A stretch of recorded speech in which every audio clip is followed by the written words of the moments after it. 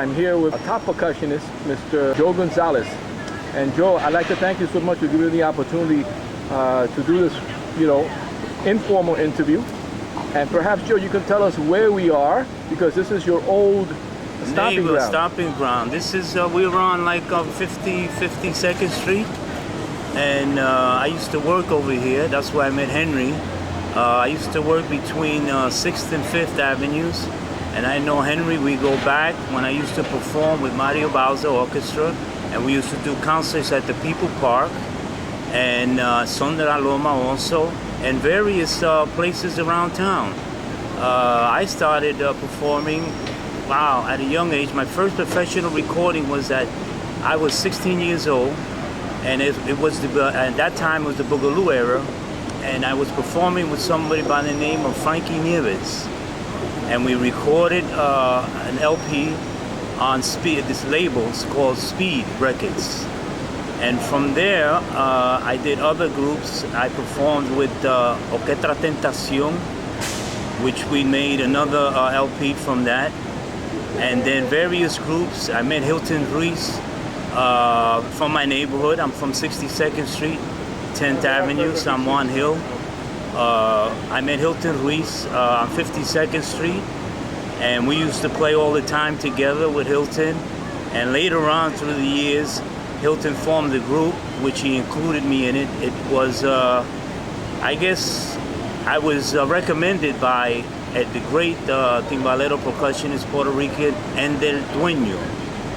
And in that group, we had various percussionists. We had the great Steve Berrios. We had Daniel Ponce, the late Daniel Ponce. We had Joe Santiago playing bass, and also Ruben Rodriguez playing bass. So I was doing that, and then with Mario and with the Son de la Loma, I actually was very busy at the time. And my first conga drum, my first instrument was, I think, a conga drum that my grandfather, Italian grandfather, bought for me in New Jersey. And from there, I used to practice self-taught. My parents loved music. No musicians in my family, other that, to my knowledge. But my father loved music, and my mother, they used to be dancers. And they used to tell me that they used to go to the places and get really close to the orchestra. And they loved it, and I guess I learned a lot from them. And being that they brought tons of records, LPs, but different kind of style of music. My father would go from like Tito Puente, the Tito Rodriguez, and then he would go like Tony Bennett, and he would do other pop vocals, Frank Sinatra. So I had a variety of different types of music I was listening to. And then I got into listening to the Carl Jader. That was one of my favorites too, called Demasiado Caliente. Listening to Mongo, Willie Bobo, and then I met the great maestro, Mario Bauza. I think I owe everything to Mario Bauza. He took an interest in me, and it's like family. He's like a father, musical father for me. Graciela's a musical mother for me. He used to come to my house. My daughters, we used to celebrate my daughter's birthday parties, and Mario wouldn't go to too many parties or too many friends' invitations, so he would go to my parties, and my father, they were all amazed at Mario. And I stood with Mario throughout his, I guess, his passing. And that was like maybe more than 10 years, a decade. Or Son de la Loma, I did the same thing, more than 10 years. Hilton Ruiz, I did Arturo. I met Chico through Mario Bauza in the studio where we did the Tanga Suite. And I met Chico and had the opportunity and the honor to perform with Chico. I did a stint at Birdland for like over 18 years. I performed with the Conga Kings, the Candido, Patato was my mentor, Papo Pepin, my mentor, so Giovanni Gardo, so many different percussionists. Milton Cardona, I can mention so many. Nacio Berroba, Daniel Ponce, Papo Ake, I did recordings with them. I did the Winter Marsalis. We formed the Afro Latin Jazz Orchestra at Lincoln Center. I did recordings. I have over maybe 100 and some odd recordings. I have 5 Grammy winner. I'm a 5 Grammy winner. I have a Lifetime Achievement Award. And to this present day, I'm doing my own project. Joe, since you touched upon a very significant figure in the history of Afro-Cuban music here, maybe you can elaborate a little more on the late Mario Bauza. Mario Bauza was tremendous for me in terms of just watching him do his craft. I mean, Bauza, like, I learned so much. It's an amazing school with Bauza, and we took upon each other friendship. We became very great friends with Mario Bauza. And respect, you had to be really respectful with Mario Bauza. And Mario Bauza, his uniqueness was great because he would specify, break down everything, rhythms. He would tell you what he wanted. He knew what you were able to do and get the best out of you. Mario, I mean, I've learned so much from Mario. I don't think that at that stage I've ever come across somebody like Mario directing. He would articulate different instruments. I mean, that was an experience, lifetime experience. I would never have experience like that in my life with Mario Bauza. I'm just great to have that opportunity. I thank Mario tremendously for him believing in me and helping me out with my career. And that's like one of a kind. Mario's one of a kind. Joe, you also traveled in many areas of the world. Perhaps you can give us an idea of places that you have been able to go because of your craft. Oh, throughout Europe I've been through Israel. I went with Steve Torre. I performed with him also. Japan. I went with Mario to Europe several times. France, Germany. We went to Italy. Went to Greece. I did the New Year's in Greece with Rudy Calzado was another one, a great friend of mine. Rudy, great composer. We done a tribute to Mario Bauza, a recording. It turned out great. Recording with Rudy. I went to Switzerland. We had performed Mario Bauza orchestra with Quincy Jones, which was great. There's great memories there also too. I went to Cuba with Arturo to celebrate his father's music, which is great. I did the Calle 54 in Spain. Not in Spain, but over here in 54th Street Studios. I did that. I did a lot of film scores. I did the Thomas Crown's Affair. I was early on with the Sesame Street. I did the Cosby Show with the Mario Bauza. And I just recently did one with Arturo Farrell. Recently coming out in a new series for HBO. I just recently did that with Arturo. And other things. I traveled with the Conga Kings to various places, Patato Valdez, and recently went to Mexico City. We did a concert. Also performed with the great Ray Santos, and did a lot of great things with. But I traveled throughout Europe, United States, immensely. Joe, talk about the drum. You've had a long relationship with as a bongo player, cowbell, tumbadora. Tell us of the specifications of the type of drums that you like to play and why and who basically makes the type of drums that you enjoy playing. Well, I used to play before with drums that had come from Cuba at the time, and then LP drums. Great drums, great sounding drums. I never had, other than I have today some drums from Cuba that I was performing with when I performed with Son de la Loma. Great sounding drum, and the LP drum so far. I never tried drums from like Colombia or from Venezuela.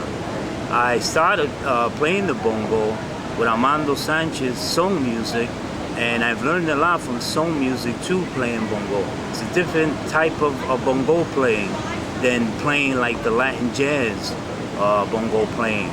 But I love playing bongo.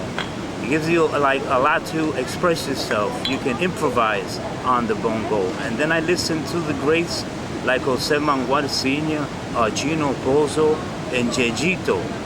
Iglesias, my favorite. Candido plays the great bongocero too. So you have so many back then, back in the day. Johnny Dandy Rodriguez too, back in the day. I used to listen to all of them. And then from Cuba, I used to Papaquila.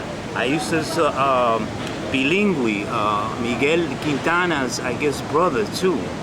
So I got into listening to him a lot. And then with the Marcelino Valdez group too. And I met Marcelino Valdez and Leo Fleming, the great Leo Fleming. So many different events, so many different artists. I mean, it's an amazement to me. I'm just really blessed. You've also worked with one of the most significant vocalists from Cuba that died many years ago. His name was Marcelino Guerra. Perhaps you can tell me about Marcelino. And I think you told me a story about Marcelino about a year or two ago, like encouraging you or something. Yeah, I think it was my first gig. I met Marcelino. I had the privilege to meet Marcelino Guerra on one of my first gigs with Son de la Loma. So what I did was I went up to he's one of my mother's favorite, Marcelino Guerra. So I went up to him and I befriended him, and he's just such a great human being. I was telling him about his recordings, that he had any recordings available, or if he knew where I was able to find his recordings. And he invited me to his apartment. He was staying with his daughter in the Bronx, and he said, "Listen, if you can come tomorrow to where I'm living in the Bronx, I'll lend you my collection of 78s." You know, so I said, wow. And he said, "You just bring them back." I mean, it was amazing to me that someone like that, of that status, would lend me his personal collection. And I did La Mamboncillo with Marcelino Guerra and did various gigs too. He was a great man. And then I did the Smithsonian too, which Henry was also there. And we had the original group of Changui from Cuba performed there. I remember that, but he was a lovely man, Marcelino Guerra. You've also voice and everything else. Yeah, you've also worked with another significant vocalist that you were pretty close to, but Rudy Calzado. Oh, Rudy Calzado's a great guy. I never knew until this day. I look online and have a computer. So many things Rudy Calzado was involved with. We were really close. I enjoyed Rudy Calzado. We were like buddies. I mean, I met him, I think before the Mario Bowser Orchestra. There used to be a Chinese-Cuban restaurant on 8th Avenue called Asia #1.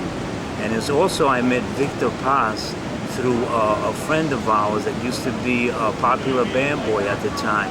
He's not with us, no longer with us anymore. His name was Ralphie Julia. I mean, he was with all the big time orchestras. He did the Tito Rodriguez, he did the La Lupe, Puente, and I met him through a rehearsal. Someone invited me to do with Ray Barretto at the Corso. And I didn't make that gig because Ray was looking for someone that knew how to sing background vocals. And I was just getting familiar with myself playing bongo and playing bell and then singing at the same time. It was a little too much for me. But I met Ralphie. From there, Ralphie dug my playing. And then I did a group. I was in a charanga group called La Novedades. I think it's Gene Hernandez was the composer of Isla del Encanto from Broadway. They recorded Orquestra Broadway. So I met Ralphie there in Casablanca. And from there, Ralphie called me saying that Mario Bowser needed a percussionist that played bongo and doubled up on timbal. That's how I met Mario Bowser and Victor Paz, of course, and Maestro Victor Paz, and Rudy, Mario, and Victor, and Graciela. It was a tight-knitted group. You know, I was in awe because I was just a kid, you know. Yeah, you know, I'm glad you mentioned, of course, Gracie, of course, Graciela. What are your memories about backing her up and working with this great, formative Cuban vocalist that played from the early 1940s until her death in New York City? Just talk to me about Graciela just a little bit.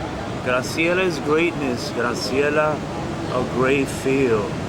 Graciela, great person too, very friendly, very caring person, and it shows in her music, her voice. You know, we perform like some songs from the Machito book, and she would sing these boleros, and you would just melt, you know, hearing her voice. I mean, my hairs would like stand up on my arms, you know, with her feeling and her articulation, the way she sang. She was like a mother to me, Graciela.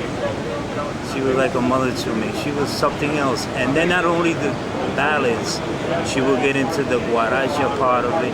Usually they use like maybe mostly boleros or all the standard tunes like Ay Jose, but she was something else. She was like pure excitement, Graciela. She's divine. I love her with all my heart, Graciela. Used to go to her house many times. She would come to my house. Until I guess the end of her passing too, we used to get together, and she was always like telling me that I was her son, or we were going to do a project. She was going to record with Henry Lopez, and she told Henry, if not my bongo set are going to be there, I won't want to record. And Renny Lopez said, who's your bongo setter? We got to call him up, get him on the phone. And she said, well, you got to call Joe González. And I remember I was in Massachusetts then, living in Massachusetts, and Renee called me up. But unfortunately, we couldn't put it together. But we did the memorial for her in St. Peter's, which Henry was there, which was great, because I gave it all I had to give, because I love her so much. And it came out, I guess, on that date from my heart. Joe, give us a synopsis of some of the high points in your life. You know, you perform so much, and you've been with so many great groups, as you just told me. But what happened some of the high points in your life? Because we've discussed that over the phone. Right. Well, I did the Mario Bowser Orchestra.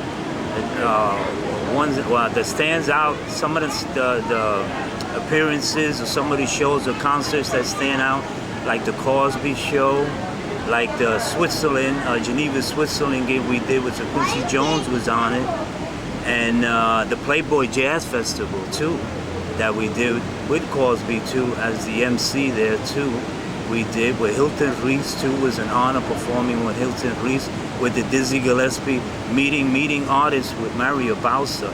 I mean, I was on concerts with, I think, even the guy that did the commercial with Carlos Valdez from the coffee, I guess, the Colombian coffee too. I did concerts. So I backed up with Mario Bowser, Roberto Ledesma. I did the Jose Fajardo group too. That it was a highlight in my career. Beautiful Jose Fajardo. He used to call me Tocayo.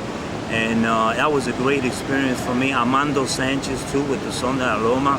I mean, Andy Gonzalez invited me to sit in with the great Manny Oquendo with Conjunto Libre. That was an honor for me to do the Carnegie Hall Orchestra with John Faddis was an honor for me. Meeting Frank Foster was an honor for me from the Count Basie Orchestra.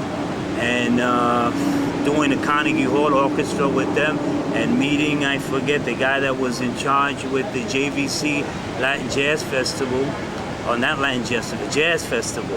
And then I did that place up with Arturo, the Newport Jazz Festival. Stand Out was another thing that was special for me too. Joe, you've also touched upon two people that I want you to say a few words on their behalf, because you had a lot to do with them. Speak to me first of Hilton Reese. I know you had a long-standing relationship with this great piano player that we lost several years ago, of course, in New Orleans. Well, Hilton was very close to me. We were very close friends, special friend. Hilton lived on 50th Street, 8th Avenue. I used to hang out on 52nd Street. I used to go to Hilton's apartment. I know his family, I know his daughter, I knew his mom, Hilton. Hilton was a great person, talented person. Hilton is, and still today his music is going to be living on forever.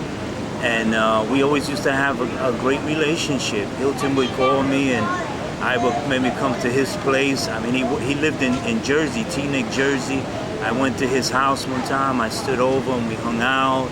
And he would always be, when he lived over here on 50th Street, I would call him from the window, Hilton, and then he would call me up and he would always be at the piano, playing piano, jazz, with all his jazz phrases and licks. And I would say, Hilton, why don't you do the Latin thing? He said, no, I can do the Latin thing, but I'm mostly concerned doing the jazz. I want the jazz. And Hilton we did a show, I forget, Ana Gabriel, I think on Channel 4. Ana Carbonell on the Tiempo. On Tiempo I did with Hilton. Danny Rivera was on it too.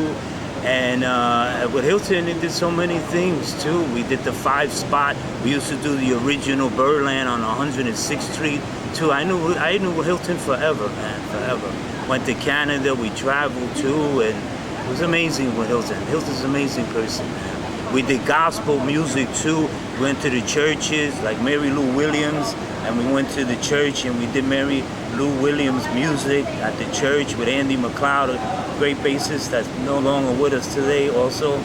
So we did a lot of great things. I was on BET with Hilton many times. We did Johnny Amendra was with us one time. We had so many different drummers too. It was great, it was great. Yes, also I want to mention Tito Puente, Maestro Tito Puente. I did some performances with Tito Puente. I did like the JVC festival too. I think that was down JVC, J&R Music Place. And that was incredible too. That was like his jazz ensemble. I did too. And Negro Horacio was playing drums. Dave Valentin, the great Dave Valentin was there too. I believe Hilton Reed was on piano. I can't really think of the bass player, but I'm pretty sure it was Andy González too. So I had a lot of great times with Tito Puente too. We did one time at the Y, 96th Street Y, I remember that. And I remember Patato was on it. We had Max Roach on the drums, and we had, I forget, Sonny on trombone, saxophone. I'm sorry, I get his Fortune, yes. Sonny Fortune, that's the man. So we had that concert too, and I remember other things with Tito Puente, hanging with Tito Puente, coming down with the Mario Bowser Orchestra at the Village Gate. We opened up one time when Arturo Sandoval came to New York City for the first time, and they had both orchestras, featuring both orchestras, and special guest, invited guest star was Arturo Sandoval. So it was great. I have great memories of Tito too. Tito's one of my mentors too. Joe, on the other hand, I taped you numerous times with the late Armando Sanchez. What can you speak to me about Armando Sanchez, since you play more in the seteto mode? What do you remember recording with him, him as a person? Because I know that he was involved, of course, in the Cuban religion. What can you tell us about Armando Sanchez? Armando is like pure knowledge, Armando Sanchez. I met Armando Sanchez. I guess somebody recommended him to me. No, somebody recommended me to him, right? So I called him, and I guess we touched base because he was looking for a bongo player. And he, I think, heard that I was performing with Mario Bowser, and I performed with Armando Sanchez. Armando Sanchez is a great man. Armando Sanchez taught me a lot of knowledge about soul music. He taught me about playing bongo. He taught me about the different rhythms playing bongo. I would visit with Armando Sanchez in his apartment, and I would always come over, and we would always go run over. I would bring my bongo, and he would teach me certain licks, certain patterns, the song patterns. And then when I was in the orchestra, he had the great Marcelino Valdez, the percussionist, which I used to sit there, and Armando introduced me to him. And he used to also show me, he would show me and give me certain licks and certain patterns that I should be playing in that type of music, what I should be doing. So that was great too, but Armando was very knowledgeable. I performed with Armando like I say, about more than 10 years with Armando. We had a great relationship, and I was able to record, I think, his last CD. I was able to record his last CD. But I was always with Armando, and the La Manas Marquez too. I did with them too. So that was kind of unique. Campeón on trumpet, We had Chichi playing trumpet too, and the great Leo Fleming, Miguel Quintana, Frankie Acevedo, and the great Israel Berrios too. So I had experiences with them also too. So they're great. They're all like legends, and that was great to be a part of that group too. They used to call me the baby because I was just a kid when I started that. But Armando was great because Armando used to want to get me involved in everything. Took a liking to me too, and he dug the way, you know, what I was about, my playing and my ability to be on time and be respectful. So that was great. Joe, let's come to this era. This is we're now in July. Today's what? July 9th, 2015. Yes, great. Tell us, you're in the city because you presently live. I live in Massachusetts. I come and go. I was here a couple of weeks ago and I recorded with Arturo. Like I said, did this thing on HBO for HBO. And I'm doing my own project, by the way. I have a group that I have been rehearsing with. So this is my second rehearsal. And I'm planning on, I guess in the near future, recording this particular group, Latin jazz recording. And other than that, you know, I'm keeping myself busy. I'm learning how to play the piano now. And I come and go. I get gigs here, gigs there. I'm doing something at the Museum of Mocha in North Adam. It's called the Museum of Cultural Arts. I've been doing that like for maybe the last 5 years. I've been working with the professor Greg August on bass. He's in charge of the musical department there. And after I leave from New York on Monday, I'm going back to Massachusetts and headed towards Mass Mocha. And I also have a project that I'm on with Chico Alvarez that should be coming out. And Silvio Sobrian is a composer back in the day, Mario Bau's associate. And I'm writing lyrics also, English lyrics, on a song that was sung by Chico Alvarez himself. So I'm doing different projects and just looking forward to that. Joe, what exactly is your birth date? 3/12/53. And you didn't tell me, what was the name of your mother and father? Norma González, my mother. My father's name was Joseph Anthony González. And my mother's also is well, González married name, but she's actually Norma Cucurado too, González. Okay, and you've been married for quite a long time. So tell me how long you've been married and the name of your wife and your daughter. My daughters. I have several daughters. Well, my wife's name is Ada Afanador González. My daughters, I have, the oldest daughter lives in Massachusetts, Sandra Cardona now, and another daughter, Migdalia Ponte, and my daughter, Audrey González. I have. Her name is Audrey González, yes. Joe, talk about the current situation for Latin musicians since we have all this gentrification that's been going on right here where we are. We've been walking around Broadway, and we both know the massive changes that have taken place in Manhattan. What has been the effect for you and other Latin musicians who have played traditionally in New York City? How do you find that experience today? Boy, it doesn't get easier. I guess it's a little harder today, I guess, because there's places that no longer exist. Like mostly what they're doing now, I guess, local places, restaurant places, where they're able to make a quick dollar, I guess.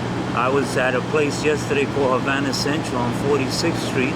Saw my friends. I guess when they're not traveling or doing other things, I guess just locally, they're just surviving, doing gigs here. But I've noticed from friends of mine, they're doing a lot of these restaurant gigs. And there's enough to make, I guess, your ends meet, you know, money on the side. But I guess that's what's going on now, you know. For me, I usually basically stay in Massachusetts. Every now and then Arturo will give me a call. Maybe I'll come in to do something that he has in mind, which pays off. And then I'll keep myself occupied within my own project. Do you think the musicians are getting paid better or about the same for a number of years? And do you think that can improve or go ahead. It should improve. They should be making more money. But I think it's diminishing. I think they may be at the same pay they were like maybe years ago when I remember doing things myself, you know? So I guess that's what it is. Everybody's maybe struggling or doing, they're making the same kind of money because all these clubs are playing like I guess they have a budget and they offer you the same amount of money. So I guess the best way you can make a little extra if the group is smaller. You can do a trio. I guess a trio would be perfect, maybe a quartet. You know, and you can do maybe, I don't know how many, 2, 4 a week or whatever you can do. The more the merrier, I guess. But it's not easy because a lot of people are coming and there's more people always in the city looking for gigs. Joe, do you belong to the Musicians Union or ever belong to the Musicians Union? Yes, I have. I still am in a way, but I'm semi-retired. I get a union's pension, small union's pension, and the film and the movie union, I'm a part of that also too. And still get some residuals from some movie scores that I performed on. So yes, I'm still currently involved. Well, Joe, is there anything else that you would like to tell me about anything about Joe González that I didn't cover this quickly because this is a very rapid interview, and to be honest with you, I've always wanted to do this with you because I consider you, of course, one of my dearest friends, and I'm just delighted that I can, you know, sit here for a few minutes and talk to you. Is there anything else you would like to? Oh yes, for the younger musicians that are out there who are percussionists, who are involved in Latin bands or with orchestras, what would you tell them as a veteran musician that you are, things to do and things to not do? Yeah, well, I think they should research the music. I think they should listen to the music, the root of the music, from the great orchestras that from Cuba or from New York, and just do your research and listen to the players at that time, and maybe I guess you should have a better understanding. Today I know it's a different style of music. I know that it's faster today. I know technically it's a whole lot of things happening today. But when I started, I did my research when I started with Mario Bowser. And I think it has to be availability of you getting access to music from before.